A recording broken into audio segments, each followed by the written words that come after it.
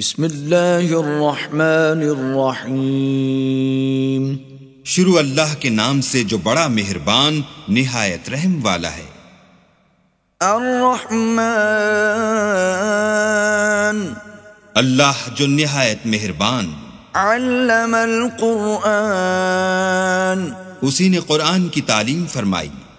خلق الانسان، اسی نے انسان کو پیدا کیا۔ علمہ البیان، اسی نے اس کو بولنا سکھایا۔ الشمس والقمر بحسبان، سورج اور چاند ایک حساب مقرر سے چل رہے ہیں۔ والنجم والشجر يسجدان، اور بوٹیاں اور درخت سجدہ کر رہے ہیں۔ والسماء رفعها ووضع الميزان،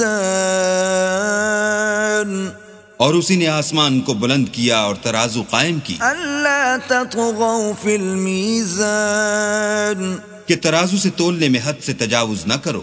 وَأَقِيمُوا الْوَزْنَ بِالْقِسْطِ وَلَا تُخْسِرُوا الْمِيزَانَ، اور انصاف کے ساتھ ٹھیک تولو اور تول کم مت کرو۔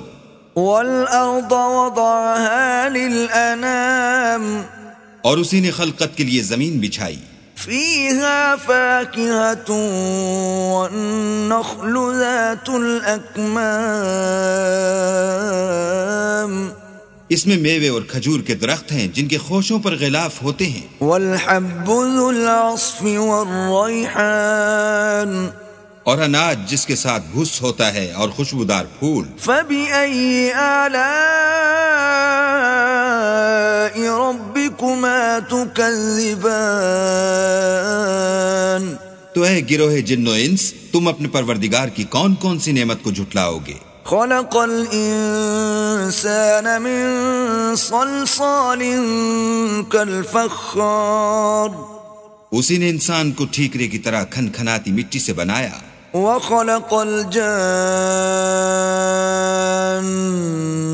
من مارج من نار، اور جنات کو آگ کے شعلے سے پیدا کیا۔ فَبِأَيِّ آلَاءِ رَبِّكُمَا تُكَذِّبَانِ، تو تم اپنے پروردگار کی کون کون سی نعمت کو جھٹلاؤ گے؟ رب المشرقین ورب المغربین، وہی دونوں مشرقوں اور دونوں مغربوں کا مالک ہے۔